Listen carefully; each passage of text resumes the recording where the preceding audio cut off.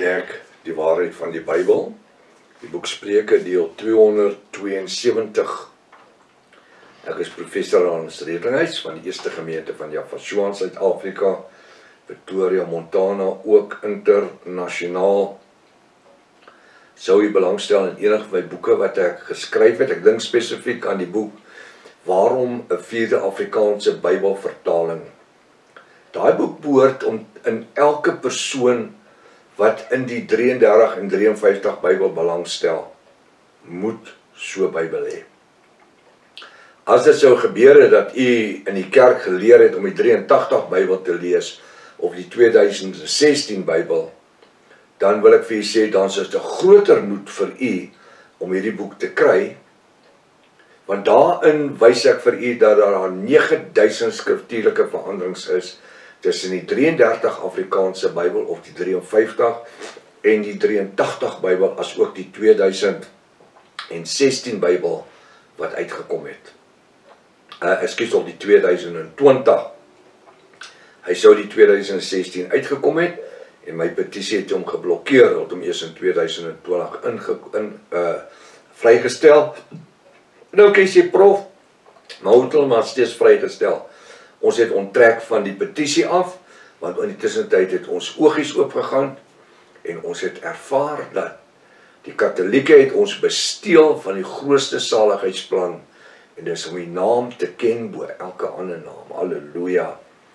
As dit die eerste keer is dat jy na die reeks kyk, of ek net die telefoonnommer gee, jy het dit hierbo, jy kan dit sommer sien daar so, WhatsApp 0722327124, of die WhatsApp, of die webtuiste nommer, https://jaffa.co.za, dis altyd daar as jy het wil afskryf. As jy dalk eerste keer na die reeks kyk, is verskriklik welkom. Ons sien daar's nuwe mense wat inteken al die tyd, en ons gee aan Jaffa al die eer. Ons val nou net so kort van 3000 mense wat ingeteken het en wat subscribers is op ons kanaal, en dit is fenomenaal. En dit in die tyd wat dit gebeur het. Dis uiters noodsaaklik dat die YouTube sal, dis die nuwe mense sal inteken, sodat jy die verskillende kennisgewing van al die studies sal kry waarmee ons besig is. Lewensverander, skryfblokpen in 'n Bybel, baie belangrik. Bybel, net nie 'n 83 Bybel nie, of 'n New King James nie, of 'n American Standard Version, of 'n Living Word, of Jehovah's Witness Bible, of so kan ek aangaan, né? Kom ons bid saam. Baie dankie, Vader, ons is vanmôre in ons hart, werklik in ons sielsdimensie, werklik dankbaar dat ons die voorreg het, wat baie min mense besef wil het, en dit is om in die heiligdom van U in te beweeg, deur die genadebloed van Jaffa. Dankie dat hy ook vir ons geestelik ons hoëpriester geword het, en dat hy nie nodig het om vir homself eers 'n sondeoffer te brand nie, want hy het nie sonde gedoen nie, hy was nie sonde nie. Hy was in 'n sondige wêreld, maar hy was nie sondig gewees nie. En wanneer hy skrif dan kom, wanneer hy sê, wanneer hy die tweede keer kom, dis met die wederkoms, kom hy sonder sonde. Dit is eintlik verkeerd vertaal. Hy kom vir hulle wat rein genoeg is, asof hulle sonder sonde is, want hy het nie sonde gedoen nie. Hy kom vir die bruid.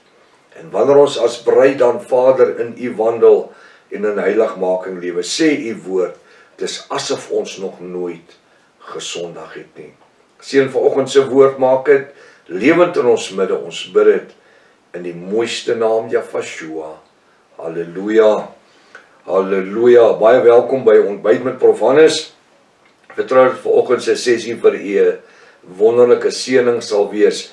Nou sien hoe werk die Ruach. Ek het nou iets gebid wat ek nie beplan het nie, want ek beplan nie my gebede en ek lees dit nie af nie. Ek werk op die unksie van die Ruach HaKodesh. En toe sê ek nou 'n ding, dat dis asof ons, het jy dit gehoor, dit gebeur dat asof ons nog nooit gesondig het nie. Het jy geweet, die woord sê, Almal het gesondig, dit ontbreek hulle aan die heerlikheid van Jahweh. Ek weet ek's van die punt af, maar ek wil dit nou met u deel, want dan kan 'n vraag mos nou by iemand wees.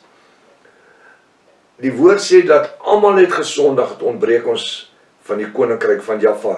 Die disippels sê vir hom, vir Jahweh, goeie en getroue meester. Dan antwoord hy, sê ek is nie eers goed en getrou nie. Hoekom? Want hy was in die vlees gewees. Verstaan? En alhoewel die Bybel sê hy het nie sonde gedoen nie, hy het sonde geword. Nou kom die woord en hy sê dat wanneer ons tot Jahweh kom, wanneer ek kom, ek sê vir u, kom ons bid nou. En dan doen ons sondebelydenis voor Jahweh en Jahweh deur die werkinge van die Ruach. En ek sal bid en ek sê, Vader, reinig my van woord en daad, gedagte en handelinge, en op enige manier wat ek u moontlik vandag kon teleurgestel het, en u gefaal het. Dankie vir die genadebloed van Jahweh, wat my reinig van al my sondes en oortredinge. En ek kom in die geregtigheid, ek aanvaar dit, en ek vat dit vir my, en ek maak dit myne. Dankie vir totale sonde verlossing, sonde vryspraak. Weet jy wat sê die woord? Op daai oomblik sê die woord, staan ons voor Vader Jahweh, asof ons nog nooit gesondig het nie. Ons staan soos 'n engel voor hom.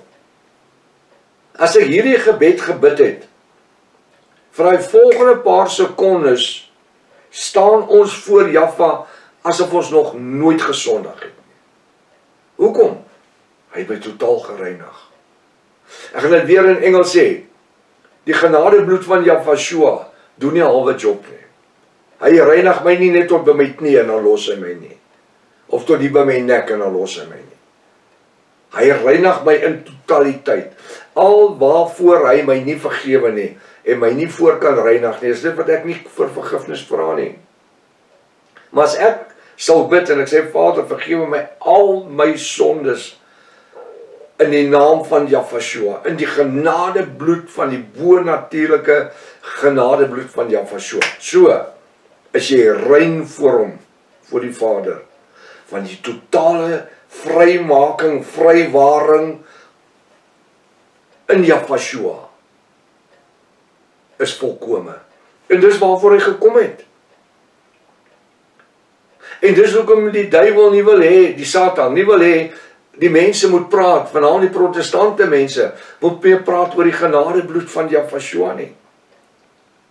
Hy haat dit.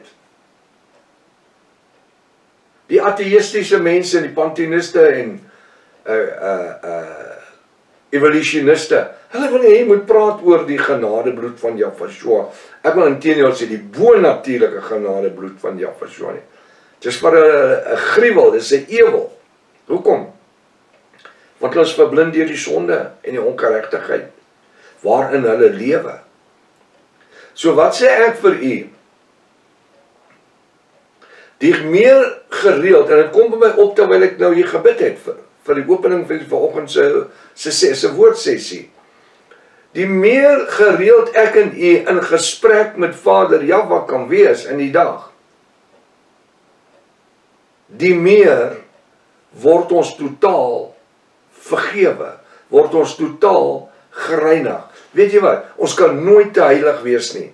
Die woord sê, wees heilig, want ek is heilig. Jahweh sê, streef waar heiligmaking na, waar sonde niemand die koninkryk van Jahweh sal sien nie. Ek het my winkel vir 7,5 jaar in die Traders gehad, hier in Pretoria, Montana. Ons noem dit sommer die vlooimark, is nie 'n skande nie. Daar het ons duisende mense bereik vir Jahweh se koninkryk, en my boeke het net so verkoop daar, tot en met COVID tyd. Selfs die bediening, toe ons tot die geopenbare name gekom het, die auditorium waar ons bedien het, wat full-house was elke Sondag, wil ek sê, het begin, omdat ek kon nie die plek, die winkel wat ek gehad het, was te klein. Ons kon nie die mense akkommodeer nie. En toe het Pastoor Rika gesê, jy sal moet 'n plek kry waar jy die mense op 'n sekere tyd, het sy op 'n Sondag, op 'n Saterdag of wanneer ook al met die woord kan voed, want hulle kom net. En weet jy wat is die probleem daar? Dieselfde goed wat ek met een klomp praat, moes ek met die ander klomp praat, want die mense kom met dieselfde tipe vrae. En daarso het Jaffa gekom en my geplaas tussen die moslems. Nou, as ek dan praat van Christenmense, want as ek praat van Jafiste, hulle weet nie, maar as ek praat van Christenmense of Christians, dan wil ek sê, ons was seker so 5 winkels uit 500 winkels uit daar, wat Christenmense was. Ek het sê Jafis, nie Christen nie, maar net vir die geselskap doeleindes. En wat vir my opvallend was, is die ou Skynsoorkant my.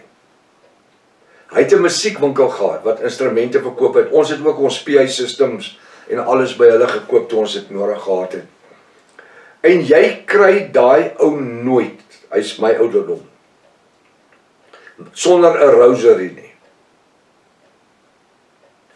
Al verskil is, dis 30 krale in 'n ry, en op die punt van die 30ste kraal het hy 'n toukie wat hang met 10 krale.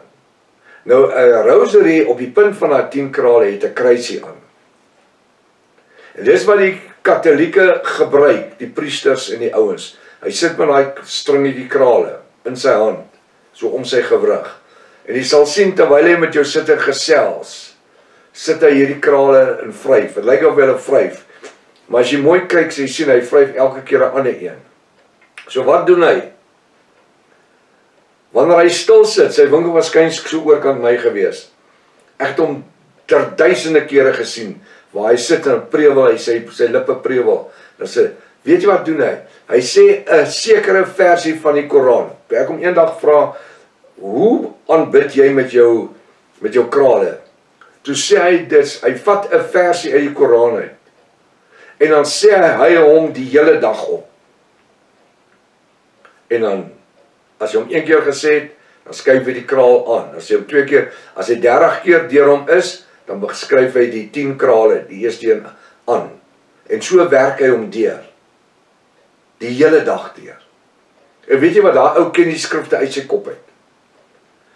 En ek sê nie, ons moet rosaries kry en met rosaries begin werk nie. Dis nie rosaries, dis rosaries. Dit is 'n Katolieke karaal, dit is deel van hulle aanbiddingsopses, saam met die kruis, wat hulle om hulle nekke dra, en hulle Bybeltjie. Ek het by iemand, 'n klompie baie jare terug, het ek, die persoon was 'n Katoliek gewees, en toe bring die mense vir my die rosary, en die mini-Bybel, hulle het 'n mini-Bybel, hy is seker so 70 mm, by seker so 30 mm, wat die Ou en Nuwe Testament is, maar dit is klein geskryf. Jy het basies 'n vergrootglas nodig of 'n bril wat 'n vergrootglas in het om dit te lees. En natuurlik ook die krusifiks wat om die persoon se nek gehang het, met die leertoukie en alles. En hulle het vir my gegee, sê daai tyd was ek 'n dokter gewees, gesê dok, jy kan dit dalk gebruik vir studiedoeleindes so goed. En ek het dit vandag nog steeds. En wat vir my verbasend is die klein Bybeltjie, hy het 'n leer omhulsel, of ons sal sê cover. Dis leer.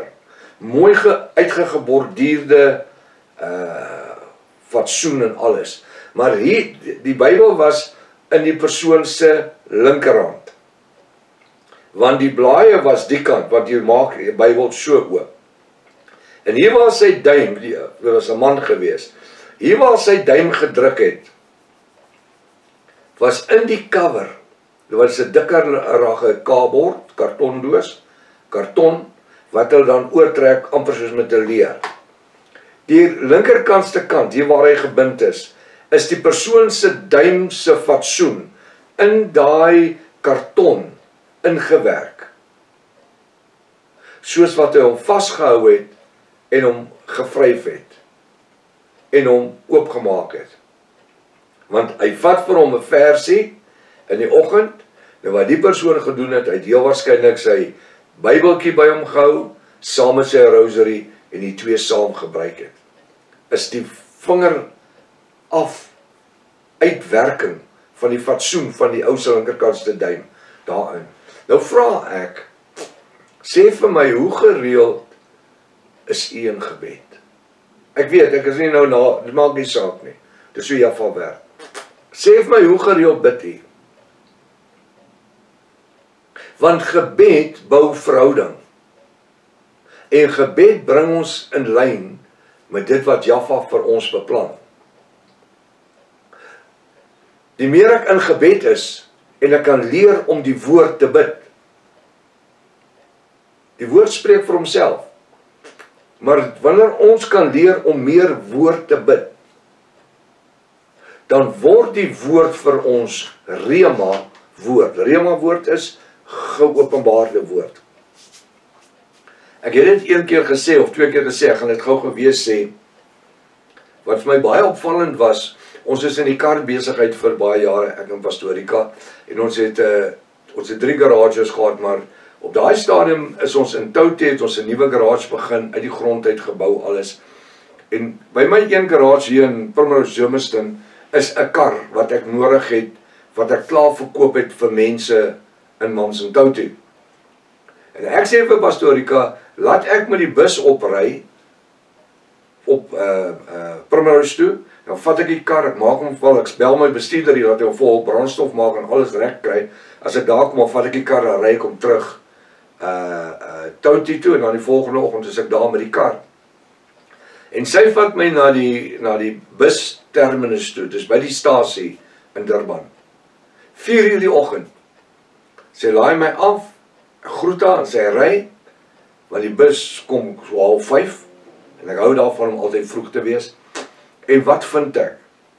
Hier loop Jehovah se getuies, die mans en vrouens rond, 4 uur in die oggend, besig om hulle Watchtower boekies aan die mense te verkoop. Hulle weet daai mense wat op die bus ry, het iets nodig om te sit en lees, om die tyd op te vat. Want hulle 7 of 8 ure terug, Johannesburg toe, Pretoria toe, noem dit waar jy wil. So wat het daai Jehovah se getuies gedoen? Hulle strategie was, kom ons sit in mense se hande, een van ons Watchtower boekies, en dit kan dalk hulle oë oopmaak, en so kan hulle Jehovah se getuies word.